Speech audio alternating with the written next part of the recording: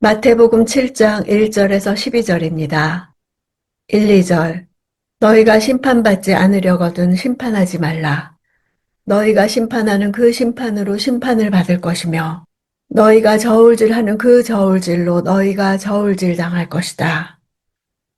당시 유대 사회에는 율법이나 자신들이 만든 계율로 이웃을 정죄하는 풍조가 만연했기 때문에 이런 단도직입적 명령은 매우 충격적이었을 것입니다. 여기서 금하는 심판은 하나님과 같은 위치에서 다른 사람을 정죄하는 심판자의 노릇을 하는 것을 뜻합니다. 남의 삶에 대해 최종 판결권을 가진 듯 하는 것입니다. 심판을 받을 것, 저울질 당할 것, 사법적 용어와 경제적 용어 모두 신적 수동태로서 사람을 심판하는 권한은 하나님 한 분께 있을 뿐 사람에게는 그런 권한을 주시지 않았다는 것입니다. 3절. 어째서 너는 내 형제의 눈에 있는 티는 보면서 내 눈에 있는 들보는 깨닫지 못하느냐. 티는 원어로 지푸라기나 결을 뜻합니다. 들보는 건물을 바치는 기둥을 의미합니다. 들보는 율법의 기초를 이루는 사랑하라, 용서하라와 같은 큰 계명이라고 한다면 티는 작고 세미한 조항들을 가리킵니다. 자신은 율법의 큰 덕목을 어기면서 형제가 계율 중에 세미한 것을 어길 때 가혹한 비판을 하는 것이 들보를 보지 못하는 사람입니다. 실은 자신의 눈에 있는 들보를 깨닫지 못하기 때문에 형제의 눈 속에 있는 티를 참지 못하는 것입니다. 눈에 티 하나만 들어가도 아는데 눈에 들보를 두고도 느끼지 못하는 것은 자신의 죄에 대해서는 눈이 멀어 너무도 관대한 것입니다. 자신의 죄에 대해 회개할 것을 깨닫지 못하는 것이 외식의 특징입니다. 5절. 이 위선자야, 먼저 내 눈에서 들보를 빼내어라. 그런 후에야 내가 정확히 보고 형제의 눈 속에 있는 티를 빼낼 수 있을 것이다. 먼저 자신의 죄를 철저하게 다루는 과정에서 하나님의 자비와 용서를 깨달은 사람은 형제의 죄가 자신의 죄에 비추어 볼 때 작다는 사실을 깨닫게 됩니다.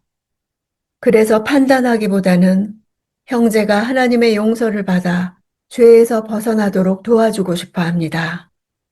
자기 들보를 보지 못한 자는 판단하는 마음이 앞서기 때문에 상처받게 줄 수가 없습니다. 어떤 들보가 내 눈을 가리고 있는지 깨달은 사람은 다른 사람에 대해서도 판단이 아닌 밝히 보는 눈이 열려서 분별할 수 있습니다. 외식에서 벗어난 사람은 다른 사람의 외식이 보여 극률한 마음으로 그 사람도 자기와 같이 해결되기를 원합니다. 6절. 거룩한 것을 개에게 주지 말고 너희 진주를 돼지에게 던지지 말라. 그렇지 않으면 그것들이 발로 그것을 짓밟고 뒤돌아서서 너희를 물어뜯을지 모른다. 개나 돼지는 유대인들이 혐오하는 동물들로 이방인들을 상징합니다. 여기에 나오는 개는 팔레스틴에서 야생 상태로 생활하는 사납고 더러운 짐승입니다. 판단에 대한 명령에 바로 뒤이어 나옴으로써 외식하는 자들, 곧 바리새인들과 율법학자들에게 적용한 독설이라 하겠습니다. 하나님 앞에서는 이방인들이 혐오스러운 존재들이 아니라 외식하는 자들이 그렇습니다. 외식은 자신의 내면을 들여다보기보다 밖으로 사람들에게 어떻게 보일까에 마음이 가 있는 것입니다. 결국 하나님 보시기에 거룩하고 귀한 것을 차버리는 무지함과 완악함에 이릅니다. 거룩한 것은 구약에서 제사장들과 그 가족만 먹을 수 있는 봉헌된 음식을 가리킵니다. 그런 음식을 부정한 동물에게 던져준다는 것은 상상할 수도 없는 일입니다. 여기서 거룩한 것과 진주들은 지금까지 하신 산상수훈 같은 하나님 나라의 복음입니다. 이 복음은 누구에게나 선포될 수 있지만 배척하는 굳은 마음은 그 가치를 알지 못합니다. 7절. 구하라 그러면 너희에게 주실 것이다. 찾으라 그러면 너희가 찾을 것이다. 문을 두드리라. 그러면 너희에게 문이 열릴 것이다. 자신의 눈에 들보를 제거하고 형제의 눈에 있는 티를 제거하는 일을 위해서는 하나님의 도우심을 구하는 기도가 필수적입니다. 외식하는 마음은 하나님께 구하지 않고 사람들에게서 찾습니다. 그래서 구해도 정욕으로 구하기에 얻지 못합니다. 구하라, 찾으라, 두드리라는 명령은 간절하고 지속적인 기도의 모습을 말해줍니다. 그렇게 기도하는 사람은 나는 도움이 필요하다고 인정하는 사람입니다. 9절, 10절. 너희 가운데 자녀가 빵을 달라고 하는데 돌을 줄 사람이 있겠느냐? 자녀가 생선을 달라고 하는데 뱀을 주겠느냐? 팔레스틴에는 만져보기 전에는 빵과 구별하기 어려운 평평하고 둥근 돌이 골짜기나 개울 등지에 많이 있었습니다. 돌이 외관상 빵과 유사하기는 하지만 배고픈 사람에게 아무런 유익도 주지 못합니다. 여기서 뱀은 물뱀을 의미하는데 요리를 하기 위해 잡아놓으면 생선과 유사한 모양을 지녔습니다. 유대인들은 부정한 것으로 여겨 절대 먹지 않았습니다. 자녀가 구하는데 전혀 먹을 수 없는 돌을 줄 아비가 없는 것처럼 또 부정한 것을 먹이지 않는 것처럼 하나님 아버지께서 우리가 기도로서 필요한 것을 구할 때 유익하지 않은 것을 주어 실망시키거나 해를 끼칠 것을 주지 않으심을 말합니다. 11절. 너희가 악할지라도 자녀에게는 좋은 것을 줄 줄 아는데 하물며 하늘에 계신 너희 아버지께서 구하는 사람에게 좋은 것을 주시지 않겠느냐.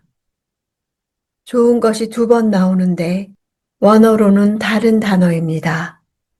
부모가 자식에게 주는 좋은 것은 좋은 선물들, 즉 빵과 생선 같은 상대적으로 나에게 유익한 것을 가리킵니다. 그러나 하나님께서 주시는 좋은 것은 그 내용이 제한받지 않는 좋은 것 그 자체로 표현했습니다. 누가복음에서는 그것을 성령으로 기록하고 있습니다. 하나님께서 인간에게 주시는 좋은 것은 제한 없이 광범위하고 매우 다양하지만 그 가운데서도 가장 유익하고 좋은 것은 성령임을 말해준 것입니다. 우리가 일단 아버지와 바른 관계에 있으면 다른 사람들과의 관계는 절로 영향을 받게 되어 있습니다. 하나님은 우리가 구하는 기도를 거절하지 않으시고 비웃지 않으십니다. 나에게 최상의 것이 무엇인지 아시기에 종종 내가 구하는 것과 다른 방식으로 기도에 응답하십니다. 무엇보다도 하나님 자신이 가장 좋은 선물이기에 하나님을 주시겠다고 하십니다. 모든 문제의 해답은 하나님이시기 때문입니다. 나의 기도에 성령으로 응답하시겠다는 말씀을 받아들입니다. 내게 일어나는 일들은 하나님이 내 삶에 오시려고 일어나는 일들입니다. 구하고 찾고 문을 두드릴 때 하나님을 발견할 것입니다. 그것이 나에게 가장 좋은 응답인 것을 믿습니다.